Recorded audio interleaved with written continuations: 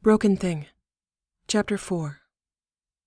They spoke often with her under venom, whole.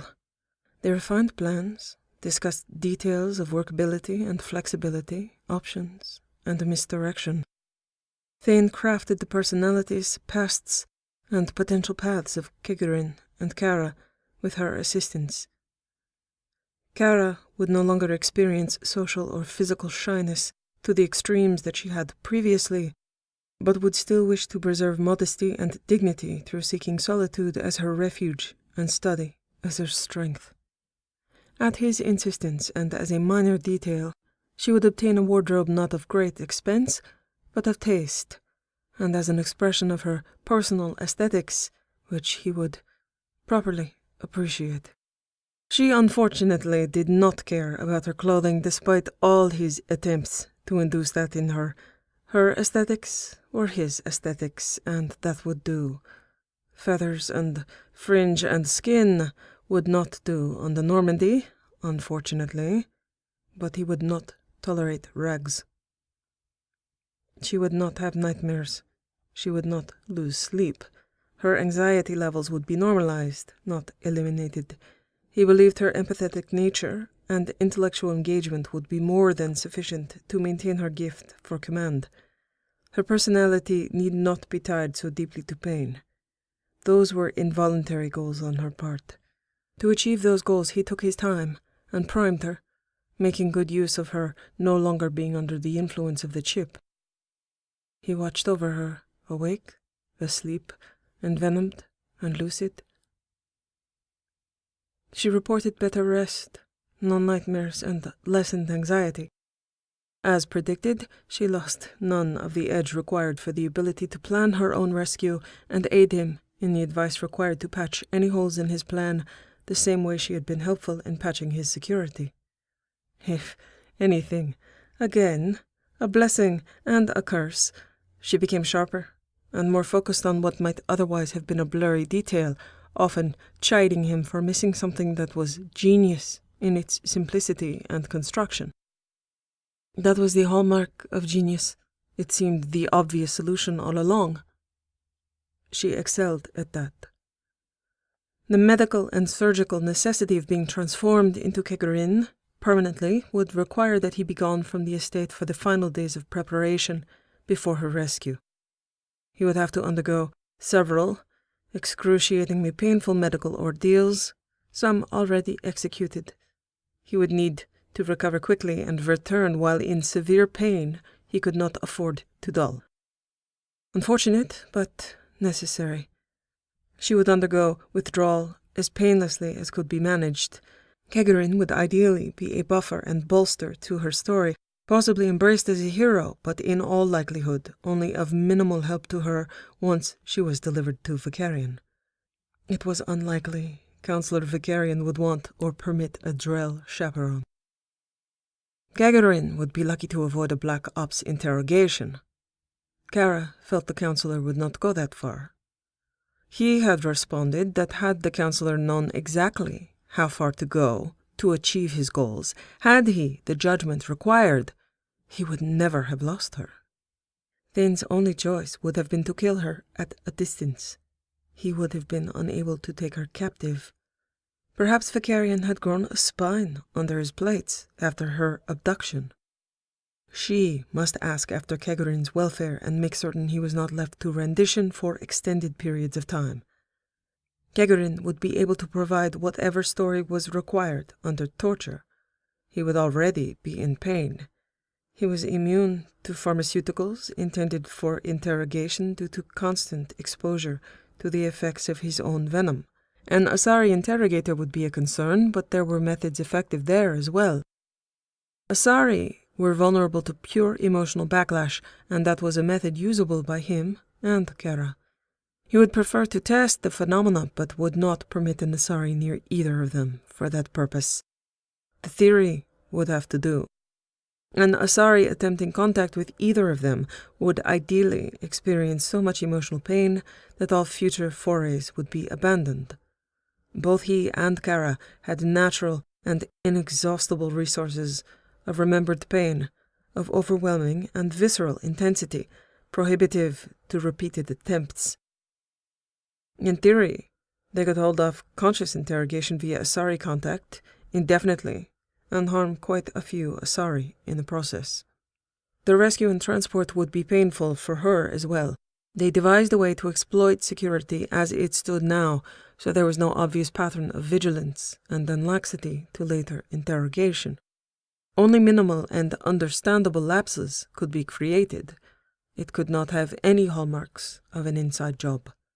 Cara had advised him that Garrus Vakarian had been an excellent CSEC detective, capable of deciding Saren Arterius should be a target of investigation on very little hard evidence. He did it on his own. He did it against the orders of his executor. He had been willing and eager to defy the council, even gleeful. He had left his family, career, clan, and status, and had found a way to prove it. He had demanded to be a squad member under her command. He had not asked. She had stressed that he was not a typical Taurian. He was not in the habit of giving up, and underestimating his ability to find a crack in the story would be potentially fatal to all of them. Monitoring would be active. Rescue had to be something she could not have done on her own. It would be harrowing and difficult, with risks of injury to both of them. There was also the removal of the chip and tracker to be accomplished. After delivery, she would be on her own, with only what mental and motivational framework he would be able to put in place by then to help them achieve their goals. She would need to gradually work her way towards solutions to problems that had been determined ahead of time, slowly coming to conclusions and appearing to have a thought process rather than priming and suggestion. Immediate goals such as managing her personal relationships with Liara Tassoni and Garrus Vakarian must be achieved first, in tandem with assuring herself of Kegarin's safety and release if necessary. Attempts to persuade him to join or aid her must be witnessed. Issues of autonomy would be secondary. Final acquisition of Kegarin as a companion tertiary while developing her mission. When she was questioned regarding Thane Krios, she would be concerned about what he knew about her, but dismissive of his ability to recapture her if she remained on the Normandy or any other vessel on which she might serve. She would be worried only about achieving her goals of maintaining the autonomy of her mind, body, and command. She would express intellectual concern and emphasis, but not feel fear or anxiety. There would be no unnecessary drag upon her performance or ability to think clearly and execute. She would not be dissociated from her instincts or thoughts, but she would experience minimized pain and anxiety. It was vital that Thane Krios be minimized as an ongoing threat to her command. She would describe him as a petty and unimaginative man who would covet her as a prize he had lost, but who lacked the resources and courage to reobtain her with her on guard. Of the details of abduction, she would know she had been drugged on Ilium and had later woken up at his estate with the surgery done and the chip in place. The main value of Thane Krios as an ongoing threat would not be to her person, but to her relationship with Vakarian. Thane Krios had obtained the information that they were bondmates, information she had been forced to confess under the influence of the control chip. He could only use that information to harm them if their relationship continued. They must end all contact other than minimal and professional. There would be no valid trail for Vakarian to follow to Krios. Several false leads. Krios will have left the estate, never having returned after being alerted to her escape. All security contacts tracing to him and Omni-Tool codes would be dead. Shepard would encourage Vakarian to forget about Krios. That would be her best and most honest advice to him, and Vakarian would not do it.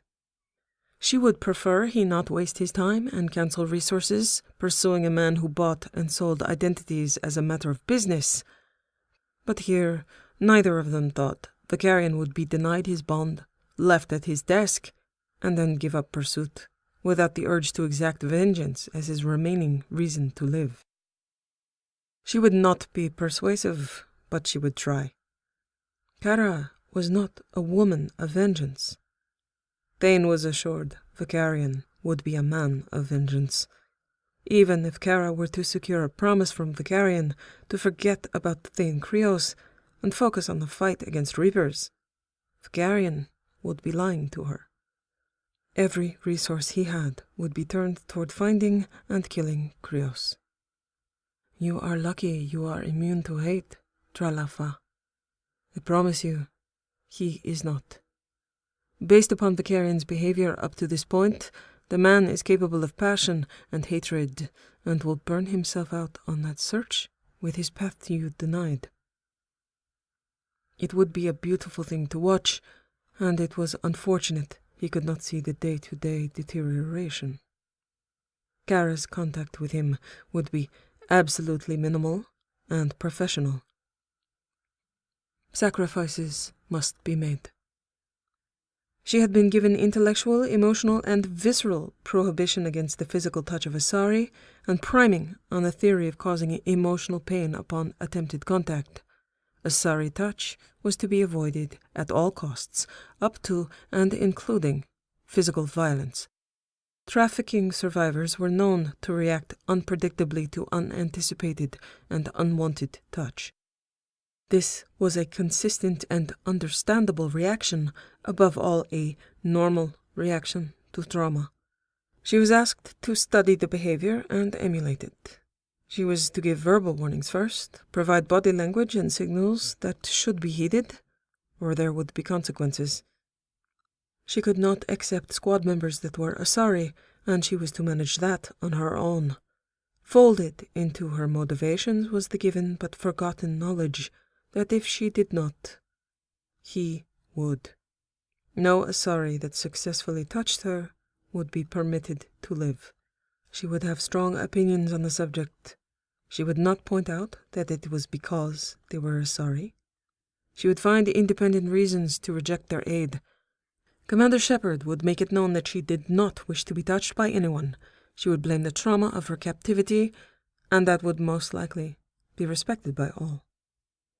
Cara had emphasized T'Soni's and Vicarian's strong instincts of protective compassion, and that was excellent, easily exploited. Commander Shepard had always been capable of shutting down lines of questioning she did not wish to answer. She would maintain that skill with the use of tears and silence, as she so often had in the past, not with violence or anger. Thane was convinced of its effectiveness as an approach. She must be reasonably and typically traumatized, but not insane. She must become more predictable in her responses as time went by and her needs were met. They would be graduated according to escalation and de-escalation. She must be deemed capable of command as long as she was left to heal according to her defined boundaries that were consistent with her prior personality. Ideally, she would never be touched by another person, although other medical personnel would be necessary. Dr. Shakwas would be the most likely consultant on her health, as well as Miranda Lawson. They should find her to be healthy and unaltered, mentally or physically, other than removal of her prior hardware, tracker, and chip. The chip was astronomically expensive in part because insertion and removal would be less traumatic than methods employed by Batarians on general slave stock. He would be able to remove it himself, and she would be able to demonstrate intact cerebral function. Yegerin ideally would become entrusted with her care exclusively at her request. She was a healthy woman, other than the occupational hazard of being shot at often. She would be encouraged to remain healthy. He would insist. Her natural temper was still mild to non-existent. Her captivity, he, had no effect on her temperament. As Dralafa, she had remained kind, charming, achingly, if not painfully sweet, and endearing. That had not dimmed in her, and her moments of generosity brought him low. What had grown in her was comprehension of strategy from what he had exposed her to, and her comprehension of him which was disarming and at times terrifying. She would not need to lose her temper. She would minimize all private relationships except for the one with Kegarin. She would be saving their lives, protecting them, and she would be effective. Potentially, Kegarin could gain the confidence of the crew with his counselor's manner and insight and provide a conduit to the commander's attention, as well as access to information on her crew. It appeared that she had neglected personal relationships entirely on board her ship, which would serve his interest in isolating her, but not his interest in maintaining intelligence on crew members. She would no longer speak to the inanimate. She would have animated internal conversations addressing different voices, not as whimsical, but necessary to her process of formulation of strategy. Eventually, she would speak to him, as they did now, devising strategy and patching flaws to theory. They made an excellent and effective team. She would need no other voices. At her insistence, she would no longer speak to her parents, and he granted that, a loss, the magnitude of the color of her eyes. The color of their eyes. She was still their daughter, just as she would always love Gareth Vicarian, but the new woman of raven hair and violet eyes was determined that she would no longer whistle in the dark. He had taught her what he knew on the subject. Those who were in the dark should be silent, so as to not attract the attention of the creatures of the deeper dark who called it their home. She would always be in the dark to a greater or lesser degree, and she would carry that knowledge and caution with her always. Upon further probing of the strategic reason for not wishing to converse with her parents, there was an emotional need she wished to honor. Knowing she was under his influence, she did not wish to lie to them. She did not wish to ask them to counsel her on problems with no real solution. She did not wish to cause them despair. She would remember that she found comfort in speaking to them once. She would find comfort in their silent presences, but she would not hear their voices. Even he recognized that as a deeper price to pay than should have ever been asked. Of all the things he had brought about in her, that was something that caused him true regret. It was something he had not managed to preserve for her, something he had broken in her, something priceless, something he could not compensate for or replace. That her compassion, care, and protection extended to the deceased and the imaginary convinced him she remained unbroken in her motivation to protect others. That will to protect extended miraculously to him, her willing to take on pain and burden as insignificant if another was spared. He approached the closest he had ever come to feeling guilt with that realization. Of all the things he had thoughtfully destroyed, this was something he had not anticipated, something of beauty he had crushed without need. It was a sacrifice his practicality would not demand, but her martyrdom would. Her protective instincts were beautiful to watch, fragile to experience directed at him, a precious thing to know potentially he would at some point in the future replace all other voices in her head. His touch and thought would be her only refuge. Her love for family and bondmate would be set aside, so she would not touch them with hands and thought she knew were irrevocably corrupted by his presence and influence. She could only preserve them by abandoning them. She chose to enshrine them and only visit silently at their graves, with them dead and gone, their otherwise constant voices, now still. Voices that had survived their own deaths and had been there for her, survived her own death, They had not survived him. He arranged for it, after determining she had not spoken to them since her arrival at Beckenstein. Gagarin would understand her detachment and mourn with her if she chose to confide in him about her parents. He would not force her to. This pain, not something he savored. He was not equipped to parse why, except to know he had failed to anticipate who she would become, what she would need, and what she had at her disposal before he placed a chip in her spine and destroyed something precious. She earned concessions to personnel, to conservation of life, to conservation of what she termed soul, and he termed trouble and potential loose ends best severed. She insisted on economy of force and, wherever possible, application of guile to accomplish a practical goal. He eliminated some, but not all, of his cruel flourishes to which he was accustomed, more willing to make concessions because of the losses she had sustained and was willing to sustain indefinitely. In his lifetime he had enjoyed his cruel flourishes the same way a painter enjoyed signing their works, consistent and distinct. It was something to which he considered himself entitled, but he would have a future lifetime of potential cruel flourishes to indulge in, and did not find himself objecting as strenuously as he might, did not find himself dismissing her arguments as he might have otherwise. She insisted upon mitigating potential horror where possible.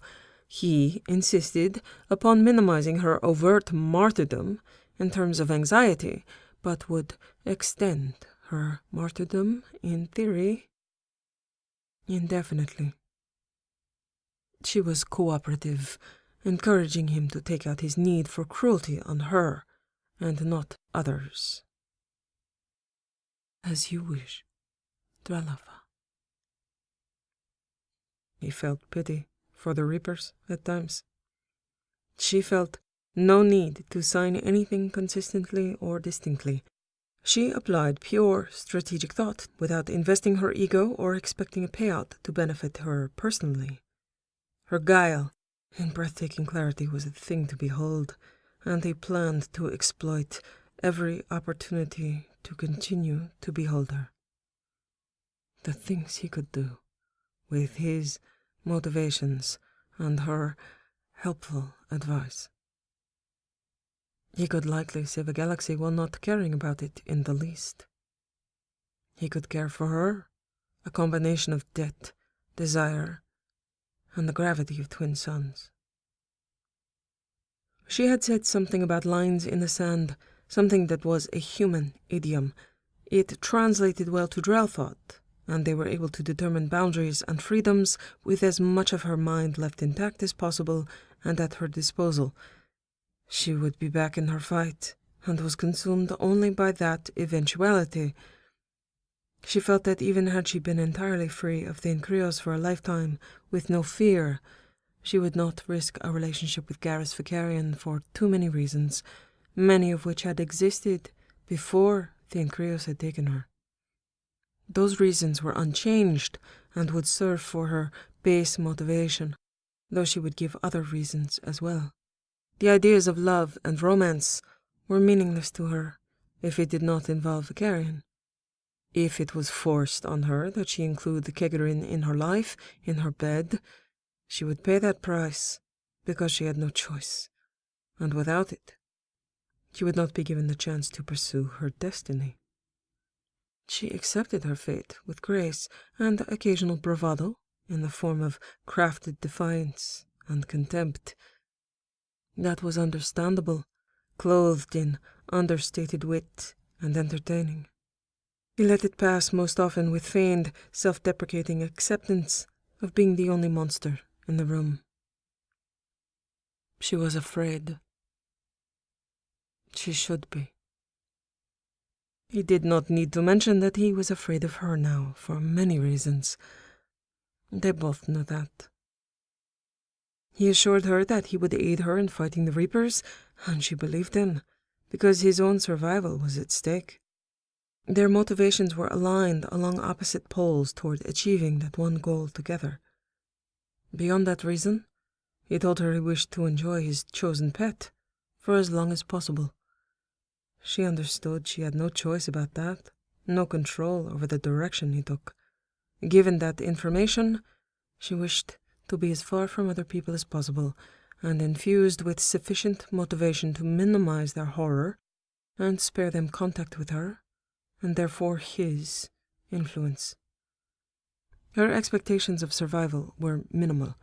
She was willing to be a sexual and emotional martyr as long as she could save other people in the process. He promised her that if she witnessed the verified death of Kittens and Broken Things, all her memories would return to her, along with the tools to survive the shock and gain perspective, spare herself pain, while providing herself with information. He then took that memory from her. Certain unstable fears that he had induced in her intentionally or unintentionally, such as her being compelled to kill a lover as they slept, or her being murdered in her sleep by him or his agents, would be removed. As he would be her lover, it would be an unwise trigger to leave in place. He had to undo much of what was solidly in place in a relatively short amount of time. She would not remember much of their time together, and that was a loss as well. Much of the craft of a day was intended to be paid forward to the future, and the days themselves would be forgotten. Thane Krios, as a person to her, would be shorn of character and subtler menaces. It was a shame that only he would remember his subtler menaces. Investment in Thane Krios and Dralafa faded, and Cara and Shepard became more real. Kegarin became closer to fruition. Her distinctions of personality must be blended into a whole she had not been even before her captivity. She would not fear triggers, would not mention or remember them. Dread must be removed as an underpinning he had firmly placed, with the intent that it remain. She would attribute all loss of mental and physical control she had experienced with Thane Krios to the effects of the control chip, and not venom.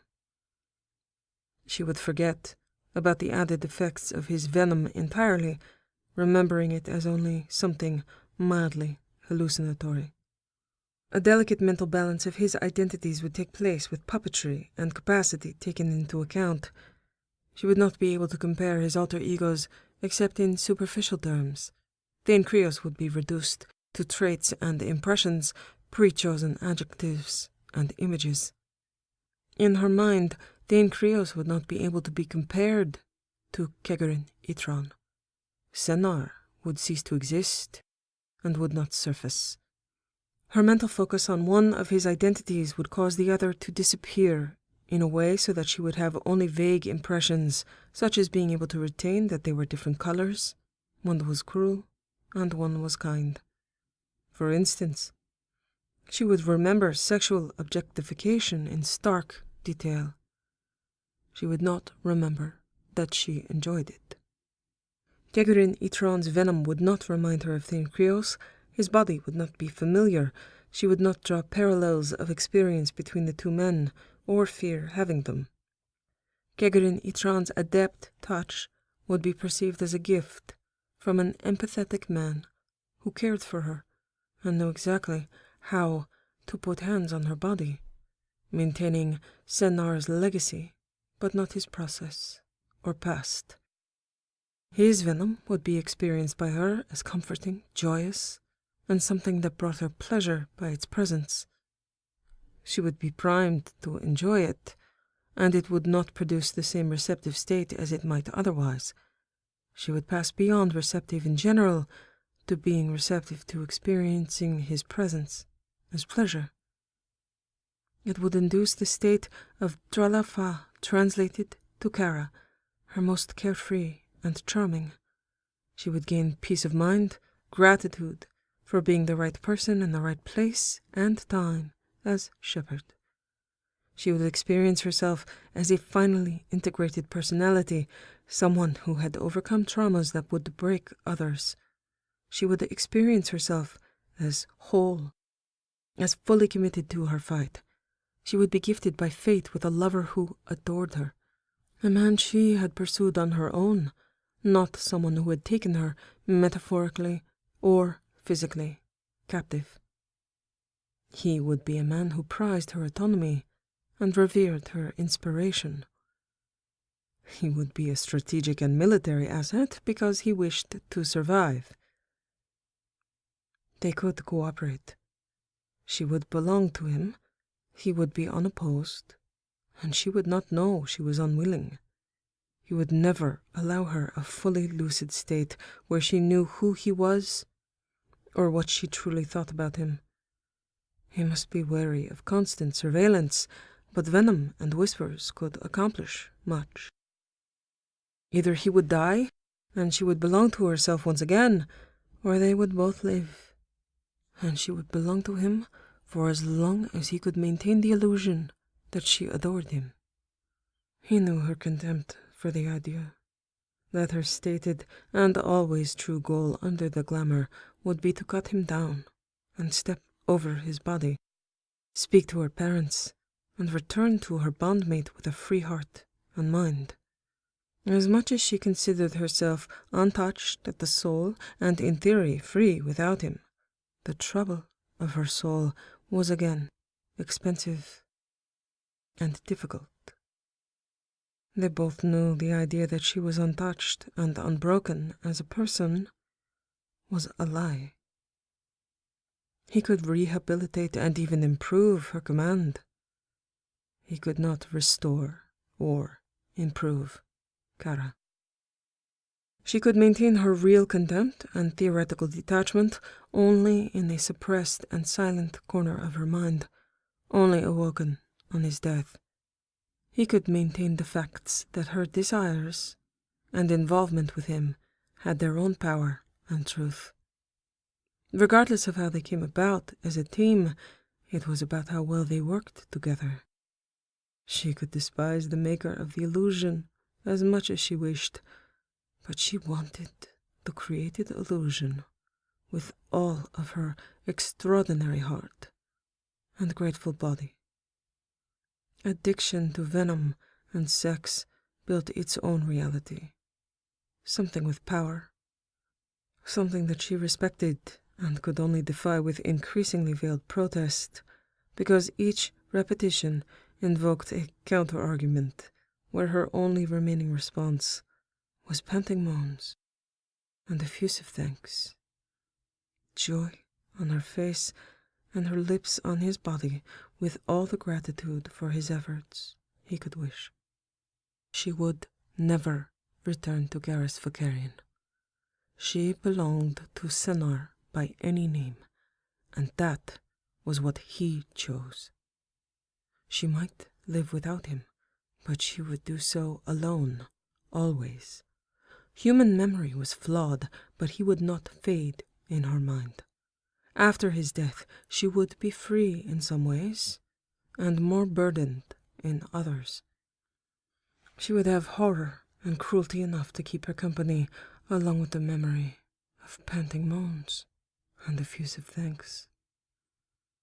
She would maintain her personal prohibition against masturbation, along with his insistence that she never touch herself, never allow another to touch her. If she tested or defied these prohibitions, she would never be able to come without the name of Senar slipping from her mouth, her mind flooded with layered images of thrones and begging, some of his most favored memories left as an insistent gift if a certain line in the sand was crossed. If she did not wish this to come to pass, she should do her best to keep him alive. He was and would be her only sexual partner for her lifetime. All her priming about not being touched by anyone other than him would haunt her, and she would be unable to overcome it. She would cause others ever-escalating violent harm if she tried, losing anger and pain from the deep wells she left unexpressed. He could make her express it from beyond the grave if she pushed for autonomy he would never grant. He had given her warnings and motivations enough regarding this, then taken those memories. He had left her with the knowledge that she was a danger to self and others, unless the other was him. She had made her request about the word love, and he would grant it. Unfortunately for her, it had been a mistake, a weakness to ask. She had hoped they would not have love, the word or the deed. They would not. He was incapable, but he would have her love, and every association with sex belonged to him. Ideally, he would gain his survival and regain full access to her body and mind over time, with her primed to trust and insistent upon including him in her life despite any of his protests. If their plans worked, and she found no escape, she would find him indispensable, find him worthy of adoration and love. She would not speak the word, and neither would he, but she would not find this an odd thing. He would teach her drill words, hear her moans, feel her nails down his back. She would achieve her goals as he achieved his. Her destiny fulfilled, reapers defeated. He would choose then what to do with her. She said she did not care beyond that eventuality. That was a lie, but her only dignified answer to the question. Her fight would be over. She would have no love to pursue, no people to cherish if he insisted on keeping her, which he would. If Kittens Itran survived and managed to bring her that far, what was left would belong to him. He could do what he wished. She could not stop him, and knew it, asked for no mercy or guarantees. She was wise, his Dralafa, still insistently vulnerable and unwilling to guard herself or attempt to, but wise in the application of what she knew of him. He did not yet know what he would do with her. That depended on the satisfaction he gained from gentler persuasions and confidences, and the joys of being pursued by her. He would potentially have years to decide, goals to set, identities to create, endless opportunities to influence her behavior and the responses, and tailor her to any whim he chose. Something she had grasped without him having to explain it to her, something that most others did not grasp, to their detriment, was that he had no base personality, only sets of behaviors that could align around personal goals. He was a cipher. His personal goals of survival and possession could be fulfilled by any personality he chose. Kittens Itran would be gentle, kind, and compassionate because she needed those things to feel safe. She would not be safe. He would get what he wanted of her. He was no more Thane Krios than he was Kittens Itran.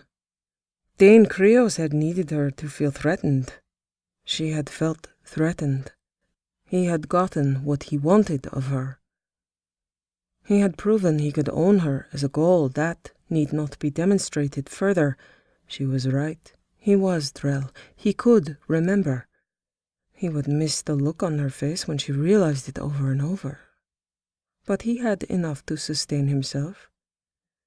He did not relish isolation, pain, or the inability to cross a room and have her body and obedience on demand.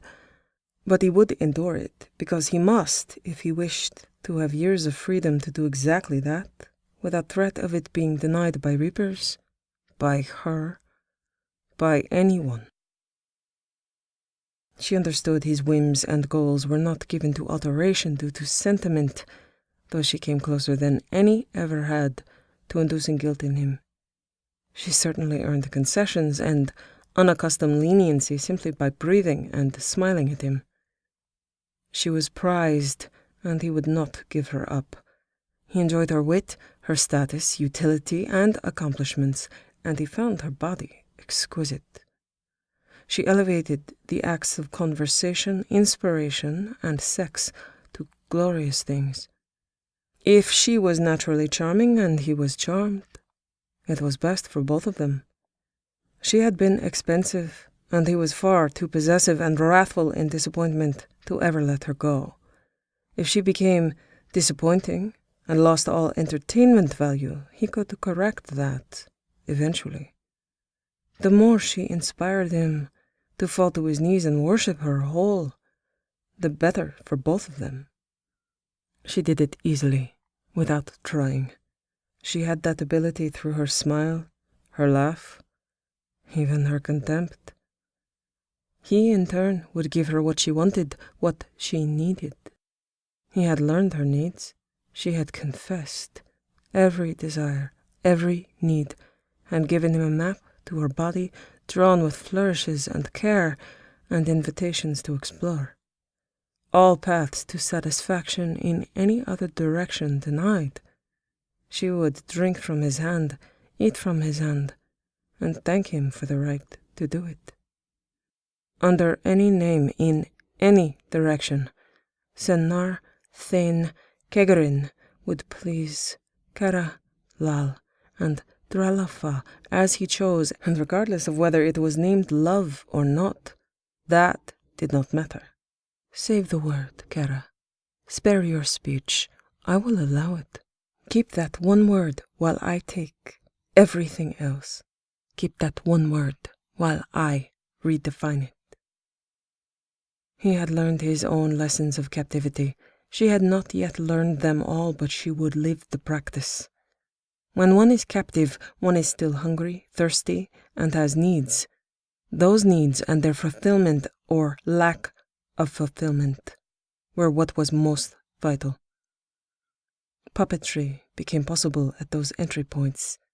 It was not a fault or flaw in her, it was her nature as a living thing that wished to continue to live. He informed her honestly and not as mockery that in the end she had fewer choices than she believed because she was alive. She wished to stay alive, and she cared about the goal beyond herself. Now he was the same. Now she knew it, would know it, and threats would be of no value. He must have her loyalty and her love, or he would not survive.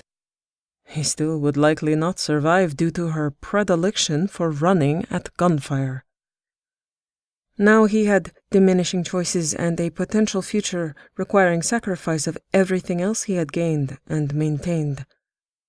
There was only a small chance his plan would work, and he was diligently pursuing her destiny and not his whim, something he had not done before, something vital to him he had not known he needed. Water from his hand would ease her thirst. Food from his hand would ease her hunger. His lips on her body would ease their invoked and summoned need for sex. Her lips on his body would ease her invoked need for venom. Her lips on his body would ease his invoked, summoned need for her. I cannot poison the water or the food, your lips or mine. They must serve vital needs in both of us. From what he understood, if he loved her, he would place her needs before his. That was according to her definition. He could grasp that intellectually, but not in practice. He could understand not wishing to be overtly cruel to her, at times, depending on how infuriating she chose to be in a given moment, but he could not see his way clear to placing her needs before his own except momentarily, as a concession, as a gift, or as a strategy with a potential payout. Why he would do that as common practice or promise to, why she did that herself was inexplicable. He would identify and fulfill her needs with care because it served a purpose. His needs would remain constant, his patience with her assured, until the deferred future Perhaps humans forgot earlier gestures did not have a running total of debt and payment available to them. He could understand that. He could forgive and accommodate that. Perhaps humans were more loving due to being forgetful. It made as much sense as any theory. It still did not explain her, but he would try to understand and at least emulate the appearance. As to what his future whim would be, all possibilities besides true love were available. It may be that she had already chosen her own smaller destiny by denying him the word love. Never tell me, Dralafa, but show it, with every breath and in every other way. She would put his needs before her own, and that would be the only love required. He would have it of her because it was in her nature to love. She could not withhold it if he wished to call it from her. And he did wish to call it from her. There was a human story she had told him which had made less sense than her definition of love. Pandora's box. All the evils loosed in the world, but hope remained in the box. After she had told him, he had said, "That makes no sense, Dralafa. Why not let hope out into the world to combat the evils set loose? Is that not what hope is for?" Not that he believed that. She put great store in the power of hope. He had found hope to be the most devastating thing that could be used against a person, infinitely more powerful than blades. Denial of promised pleasure and subsequent demoralization was much more powerful than inflicted pain, which could build rather than erode morale by enduring it successfully. She was a prime example of both. Manipulation of hope had been his childhood. He was chosen. He was blessed. The gods smiled upon his success and frowned upon his failure. Hope was the greatest weapon available to him to bring about demolition or fruition in her case, and would remain so for as long as he could use it, as long as she produced it as an inexhaustible natural resource. Perhaps that was the point to the original story of Pandora's box. Of all the evils in the galaxy, the most powerful and dangerous one was hope. Lock it away and do not allow it to escape. Never let the gods or the galaxy find it. Never let someone with designs upon your will know your hope. She had not been able to explain and had said, well, now I don't know when you put it that way. So, he had told her, has nobody asked this question? Are all human stories so nonsensical? So for his nonsensical human, let her keep her box with her one word. Let her hold it close. Let her tongue be tied as she wishes. He was all the evil out of the box, and she was denied the thing she embodied. I would pity you, Dralafa, if you were not so formidable, or if I could afford pity as an expense. Only one of us invests in such things. For now, if they survived together, they had potentially years together in the fight. It might never end for them while they lived out their lives and died in the ongoing struggle. The previous cycle's fight had lasted at least a century. He had at most 40 years of life remaining.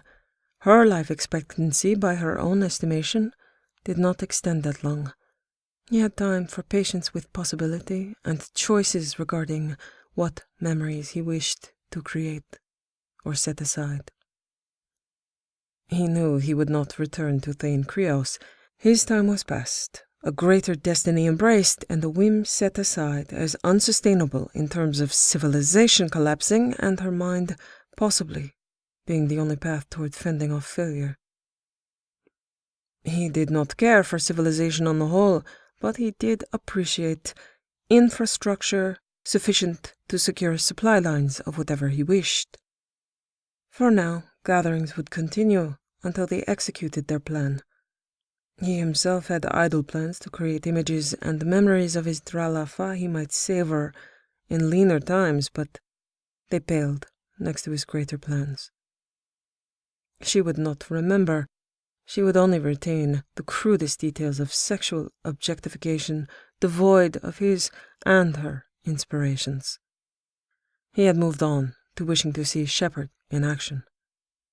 After the fight was over, it might be enough that he attained the coup of a constant and devoted, persuasive and protective lover in Cara Fanning, a woman who felt responsible for his presence in a fight that was theoretically not his own.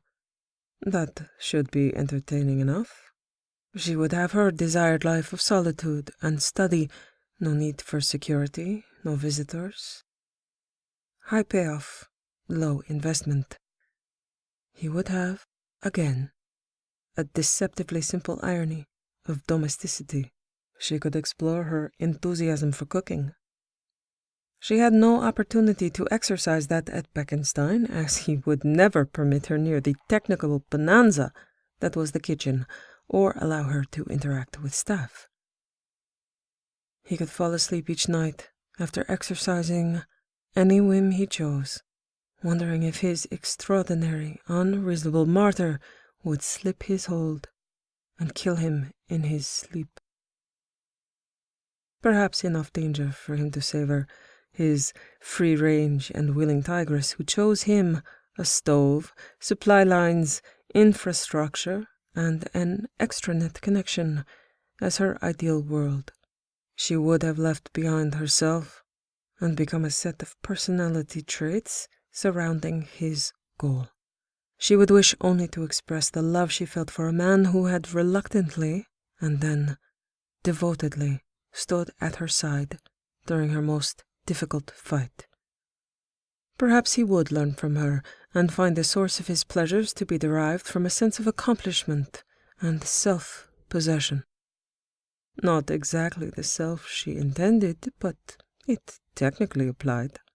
Her destiny fulfilled, his whim would rule, his appetites sated, possibilities open. He need not decide now what their potential future would be. Asking him to promise her any mercy or freedom beyond that, she knew would be meaningless. Under venom with him asking her for her best advice, she had advised him to reimplant the control chip at the end of her destiny, to never attempt to invoke her as a whole woman again, to never speak to her other than as Kegerin Itran. Beyond her destiny, she would not be controlled by him threatening others. She would have no need to escape or survive him.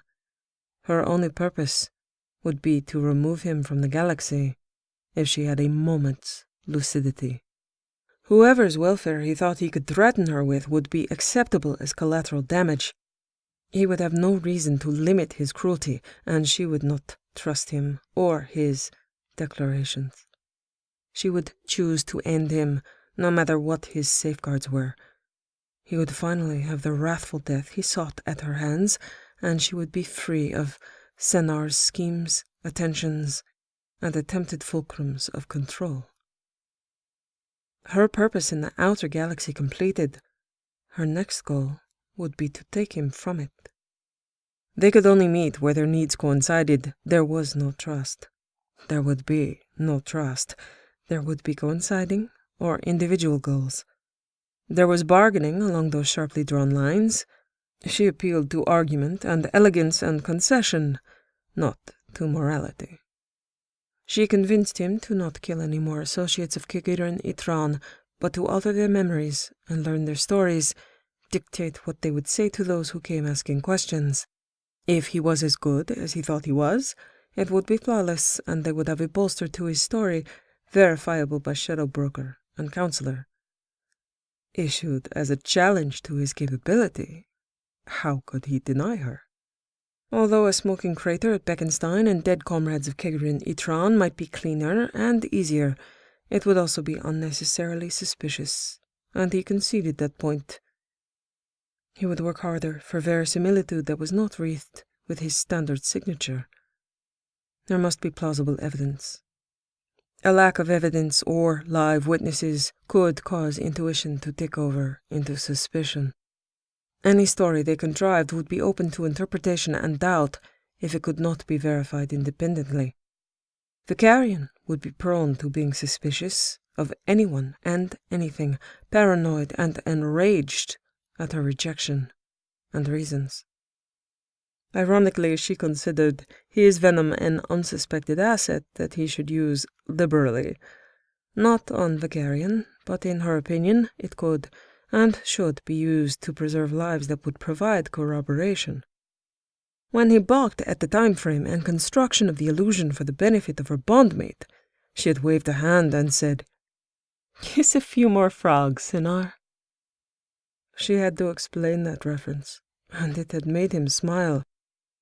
She was beautifully vicious when it suited her. She reminded him often that she was expensive and difficult, and if he wished to spend a lifetime with her, he had best become used to her style. He had told her, "I have gone to a great deal of trouble, Dralafa, to avoid kissing the unworthy." Oh, to be unworthy. At that, he had kissed her until his relative worthiness in her eyes, hands, and lips was well demonstrated. Opportunities to interrupt and dominate her would fade temporarily, then only be restored conditionally. He would count them down and save them up, each impulse acted out one by one in the future they created. Thane would become a verifiable quantity, a petty criminal of mean debauchery. How he had obtained her would remain a mystery. That he was assassin-trained was unknown to anyone still breathing. The well-cultivated surface appearance of Thane would hold true, shorn of subtleties and sidelines of any depth. He would be a cruel man who had engaged in cruel pastimes, nothing more. Ultimately, Beckenstein would be seized, and he would leave evidence to be found, conclusions to be drawn, witnesses to interrogate, some of whom would have their memories altered, some of whom would not. He need not line up the populace of Beckenstein and kiss them one by one, but he could employ selective drugging and then priming. Time on the Normandy would be more difficult. He would need to rely on building relationships and gaining confidences. He imagined it would be problematic to attempt to kiss Spectre Orbiston. Edie was a concern. Every moment would be observed. His main control would be over Cara, and that would have to be sufficient. It was possible that she would remain a person outside of public speculation, but that had never been true before. The story of a woman who had survived a slavery assault, died, and been resurrected, inspired the counselor of another species to bond with her, disappeared, and returned, unrepentantly ravishing and determined, would not be a story that would go untold. With her insistence upon certain lines in the sand, including retaining her new appearance and having her story remain consistent with witness verification, the story of her captivity would be uncovered and spread with the speed of Mass Effect relays in its full horror, if not its full practicality. If she were retained as a Spectre, there would be pictures for identity revision, with a chain of personnel that would see the new visage of Commander Shepard and speculate. Even if Counselor Vicarian wished to protect her from such speculation, it would be unlikely that he would be able to gather every witness from every gathering and silence them. Rumor would begin insidiously from unknown sources and spread far and fast, unable to be called back. Thane had constructed his Dralafa to be distinct and unforgettable. Commander Shepard's bearing and eyes would also be distinct and unforgettable when she was filmed, as she would be on the Citadel or any major planet where she traveled, through any mission she accomplished that resulted in interaction with the public. She was primed, through his decisions and hers, to remain on the Normandy should she regain command, but it might be impossible to keep her from the council tower when she was recovered. Kittens must gain the attention of Councillor Vicarian, who would be anxiously awaiting her return, and must be convinced to allow Kittens to complete his mission without interference.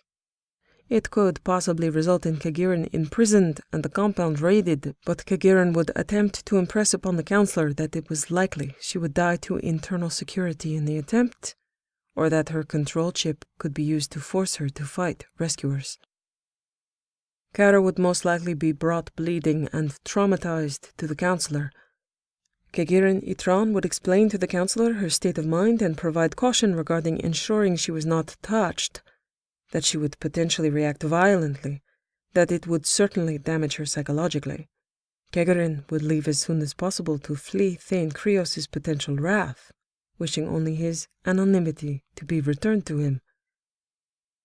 She would have to find her way through constructed shadow and priming to ending her personal relationship with Vicarian and convincing the council to retain her as Spectre. Whatever the outcome, the compulsion to obtain Kittens as a squad mate and ultimate partner would build until she could not resist it, regardless of whether or not her ship was the Normandy or a rented shuttle with a crew of one. She must never appear obsessed, but determined. She must never lose her place in the dark. Neither of them could afford to whistle. Regardless of whether or not the council would place faith in a spectre that had been held against her will, he had faith that whatever resources she had, she would make the most of them. Kittens was not a rich man on the surface, but if there was no assistance from council or alliance, Thane Krios's resources would become available to them. Should the council and the Normandy no longer be an option, should Spectre Orbiston be unwilling to accept her command, or tentative service with the goal of restoration to command, should a rejected councillor be unwilling to accept her as the same woman he loved and lost, she would find Kittens, and they would use their combined guile and determination to begin the fight from whatever humble spot they found themselves. He would appreciate this outcome for certain advantages, difficult as it might be to otherwise gather influence and resources. He would have greater autonomy earlier on, no fear for competition of influence over her, and no fear of being monitored.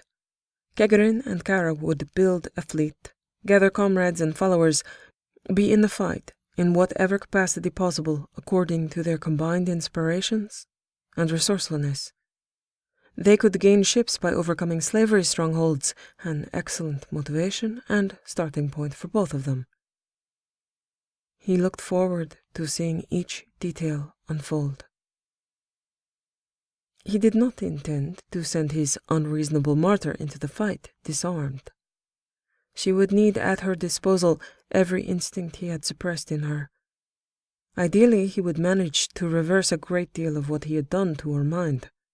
She would be free of the priming of Dralafa as an identity unless he used the voice of Thane Krios and specific command phrases in Drell.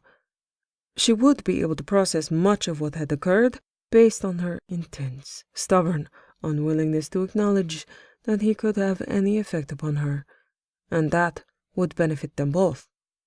If he required her immediate obedience, he could have it with a change in voice, a phrase, and a suggestion. But that was a last resort, and he must instead rely on planning ahead, alternate explanations to behaviors, plausible motivations, and the backdrop of a captivity that was not as it appeared. She would believe and justify her false existence with all the strength of her intellect and creativity, defended with the dedication of her heart. Ideally, if she died within the next 40 years before he did, it would most likely be due to giving her life defending him. He would miss her.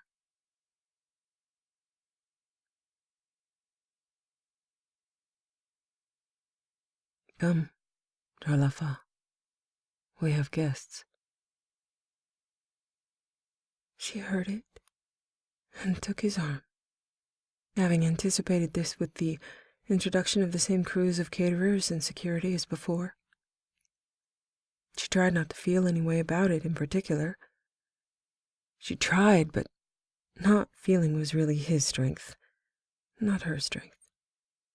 She was good at not showing what she felt now, not good at not feeling in the first place. But if she didn't want to become like him, and she didn't, she had to keep it that way. She needed to be able to feel. Curiosity bit deep with the desire for control over consequences. But she couldn't ask what the evening held. That question alone would give him opportunities to taunt her. She had to bear with the anticipation of shock and immersed depravity. His hand was over hers, but he was wearing gloves. There was no venom in her system. She was withdrawing, hungry, and tired. He hadn't touched her today, but had spent last night delivering venom every way he wanted. Dralafa in full bloom, anxious to please. No sleep. He had required her attentive but unenvenomed presence during the day. She wasn't starved, but she was hungry. She wouldn't ask to eat. He hadn't told her, but she knew instinctively that perfect pets did not eat or drink in front of others. Too humanizing, too mundane. She might be seen as someone with personal needs, and not as a possession. She would not be embodying a fantasy if she were satisfying a demand of her own and not fulfilling a requirement of his. He never ate or drank in front of guests. She followed his lead. He provided to the guests food he didn't eat, alcohol he didn't drink, drugs he didn't take. So there was a fine tremble of fatigue and withdrawal she had to suppress, yawns to duck her head to hide. Thinking of yawning unfortunately triggered one, which made him ask, "Are you bored, Dralafa? Do you require entertainment?" She didn't want to be entertained. "No, thank you." "As you wish." It seemed word had circulated and the image they created had been effective. With his attitude toward her and her downcast eyes, people stared, but didn't ask her name or who she was to him, as they had last month or whatever time frame she was permitted to believe had taken place. Some group determination had been made. "She is mine," was not repeated. She didn't understand the majority of the conversations, and his responses were most often a simple yes or no, moving on, greeting, and continuing the uninformative flow of meaningless words in obsequious and bored tones. She wondered if he limited the attendance of humans on purpose, so she couldn't learn anything, or if his guest list was short of humans coincidentally, and she didn't matter that much in his calculations. He didn't encourage her to question the difference between a cruel whim of his and iron determination. Both were beyond her influence. Her stomach growled. "Do you wish to eat?" "No, thank you." "As you wish." "Do you wish to learn to dance, Dralafa?" He had turned to her, addressed her directly, cut off any conversation he was having with surrounding people, who all fell silent and watched in the obscene fascination that hung around them. She was not the only one with anticipation of horror in his presence. She had no answer, and she was supposed to have answers. She chose the path of least engagement. No, thank you. Are you certain? We could have an addition built. Dancing seems a cleaner occupation than most under this roof. You do not approve? She still had no answer. The use of the word we instead of I was alarming for its misplaced context, as though she had some sway here after he'd gone so far out of his way to assure she had none. She lifted her head and smiled at him with inspired adoration. I had not considered learning to dance before, but you make it sound charming. If it would please you and entertain your guests, that would be enough reason to wish to learn. Have you danced before? Unwelcome memories of the moon of Mindwar, of handcrafted and hand-played instruments, of her parents laughing, memories he knew of hers. The only memory with dancing she had mentioned to him.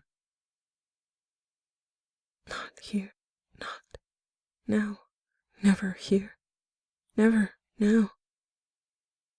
She smiled again, rueful and chagrined, lowered her head for a moment to be able to blink once and clear gathering moisture, adrenaline rushing and the tremor harder to suppress, only now in a different direction. She laughed and squeezed his arm with affection. As a child, with a child's enthusiasm for music, no partner, and I am afraid I was not very good. Enthusiastic, but no gift for dance. I believe you could develop any required gift if aided by your enthusiasm. I would enjoy that. As would I. His smile was doting, and she was freshly terrified. She focused on suppressing the trembles she was certain he could feel, that he had invoked on purpose for what reason she didn't know. Eventually, again, she was escorted upstairs, to the throne, the room more full than before, the throne just as empty, ominous and tasteless, a vacuous, idle expression of ego and importance. He sat, pulled her into his lap and kissed, carefully, only along bands of cloth on her shoulders and on her hair. His lips didn't touch her skin. No venom.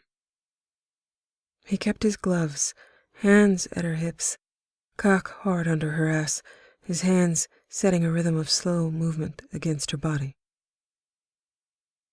Look around the room, Tralafa. Tell me what you see. She had a moment of disorientation again. No context. He wanted to hear her impression of depravity? Line item description? When in doubt, be entertaining. I see a large room with more people in it than the last time I was in it. Our presence is allowing me to see that we are being seen. You value your judgment and your memories, Dralafa. We can see how they serve you. The people in this room are hopeful you will be entertaining. Will you be? It is a gift I have acquired with enthusiasm. Can they tell that you are not at all enthusiastic? Can you tell? I can tell. You are enthusiastic. He laughed and rocked her hips harder once, then back to the slower rhythm. I am. But that is beside the observable point. What do you see?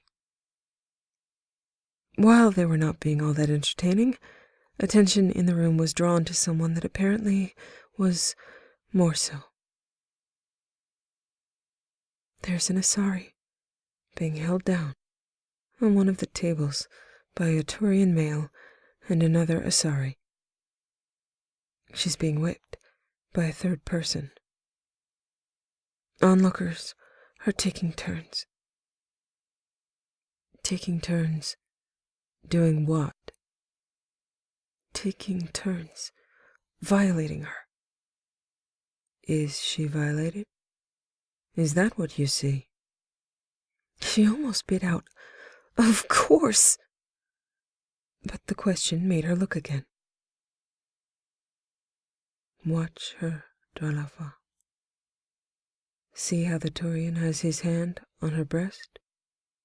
Put your own hand on your breast. Like that. Just like that.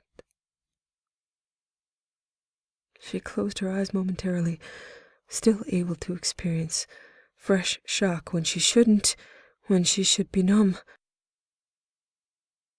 Then she did as he asked. Does it hurt? No, but he has talons. Is he using them? Drawing blood? No. Look carefully, Dralafa. You value your judgment and your memory.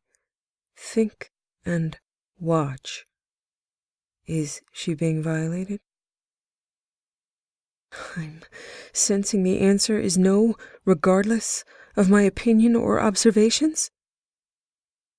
He laughed again, his gloved hand drawing hers down between her thighs. Watch her mouth on the other Asari.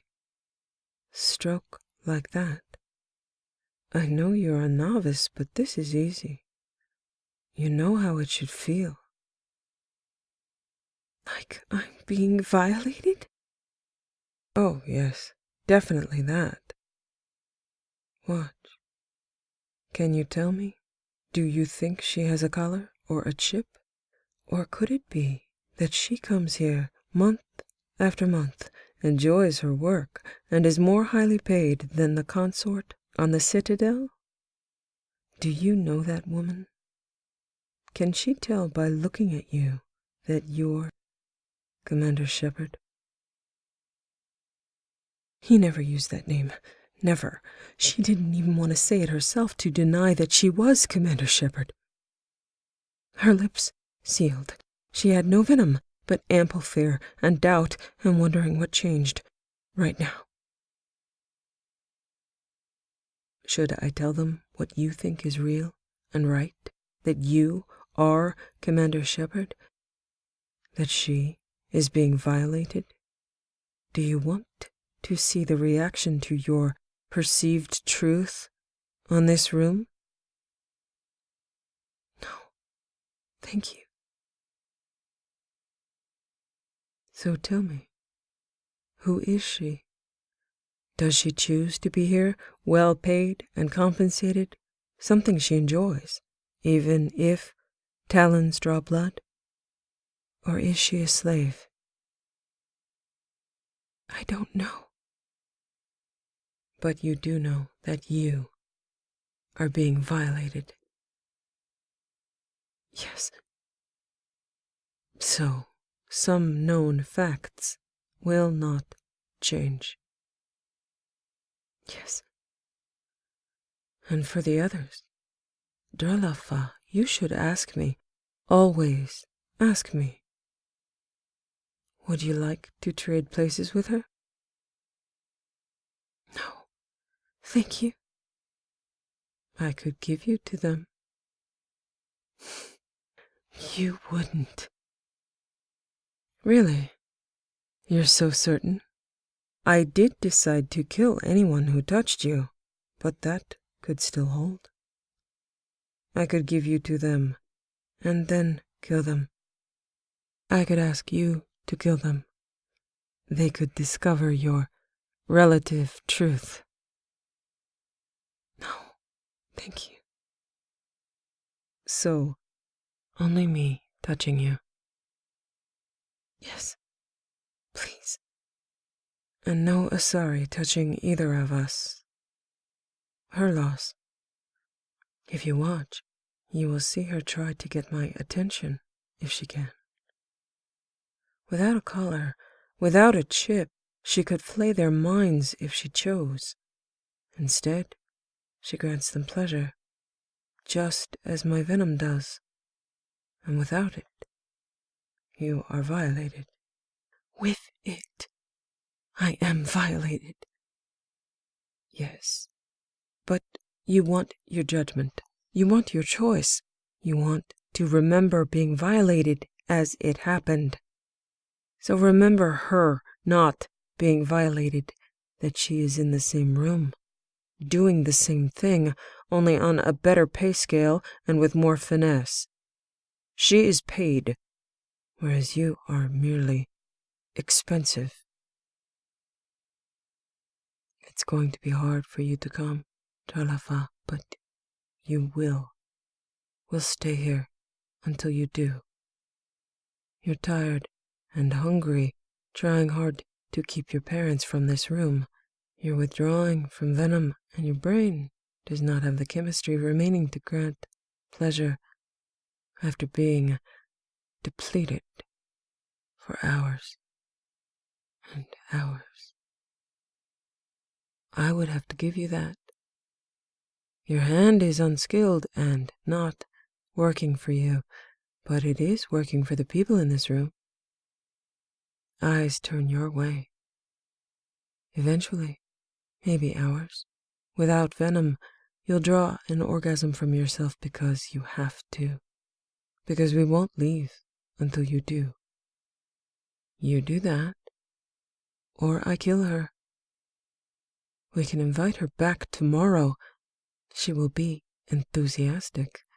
We can practice, seeing if we can keep her from flaying our minds. I can see if I can flay hers, then I can see if I can flay her. Do you want me to do that? No. Thank you. What if I'm lying, and death would be a release from slavery for her? Do you know? Can you tell? Do you want to ask her over right now? If her answers do not match yours, she can die tomorrow. No, thank you. Do you want my help? Or do you want to come alone? I do not want your help. As you wish. I can always make your life easier or harder, Dralafa. All you have to do is ask. All you have to do is give the wrong answer. You can decide that every answer I give is the wrong one. His teeth tugged at her earring. You're so hard to threaten, Dralafa, and so easy. You won't sleep again tonight. It will end the same way. You'll ask me to help you because you're tired, hungry, and you can't come again without my help. You'll be wet and shaking. If I keep asking you questions, someone is going to die from it if you answer the wrong way just once. Just like last time. Someone died because of your judgment and truth. Or am I lying, Dralafa? And I would admire you and let you rest if you answer every question I ask with courage and wit. What do I want? I don't know. You don't know. It's your job to know, Dralafa.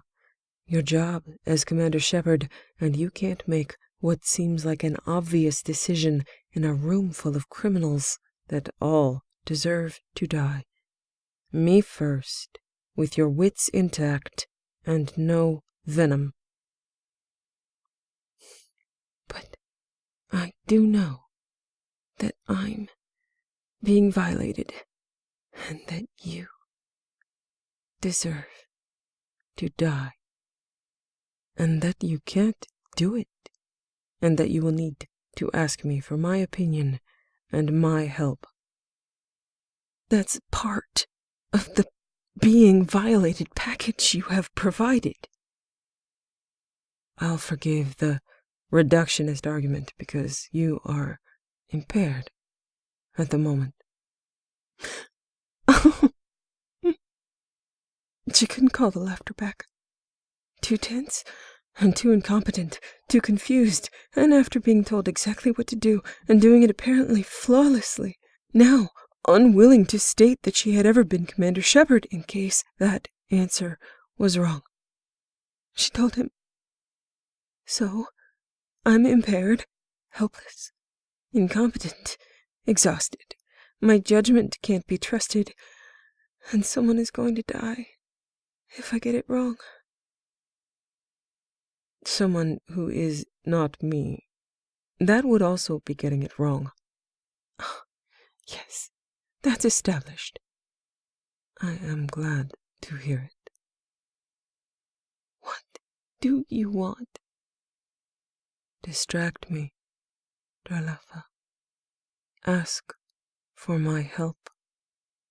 We will take off my gloves, and I will set my lips to your skin, whisper words to you that you will eventually want to hear. Venom will let you know you are adored. Either way, I'll have what I want. You'll be bent over the side of this throne, right here, over this armrest, screaming. Pain or pleasure, your choice. Pain for everyone, or only to your pride, your choice. If we do it your way, possibly you do not sleep for 3 days, and an Asari dies, or I ask you questions about that human in the corner, and he dies. Or the Turian with the gentle hand and rapt expression dies. I did not sleep either, Darlafa. I have been losing sleep on concerns that weigh on me, and I can make them weigh on you. Or we can both rest. Of free mind and will, Commander Shepard, ask me to violate you, and only you, for the rest of the night, and let these people go. I will ask you no more questions. You will not rely on your judgment or your truth, and tonight you choose my lies and my pleasures. Either 3 people potentially suffer from truth and judgment, or nobody suffers, because lies and pleasure will keep me here with you. Your charming gratitude will save a life rather than take one tonight. Entertain me with finesse. Yield, Cara. None of this was ever my way. Semantics and reductionism. I am tired, Cara. I don't think I want to see that. I might even get a headache. Me tired and with a headache, Cara, is a bad thing. You are a bad thing to begin with. True. Yield. Did you just admit to physical failing and potential weakness? Yes. Yield. Did you just grant me a real choice? Yes. Of limited duration in the choosing. I don't think so. I think you're bluffing. What if I get good at this? You won't. Pathetic attempt. Yield. I don't like it when you make me think of my parents in front of witnesses. So do not provoke it. Yield. I didn't provoke it. You did. You just do not know how at the moment. Well, how will I learn if you don't correct me? It does not matter, Dralafa. You will not remember this either, which is a loss, a mourn. You learning terrifies me. Good. Help me. I yield. Enthusiastic music to my ears. Take off my gloves. Use your teeth. As you wish. As every god is my witness, Cara. I hope you are the one that kills me. You say the sweetest things.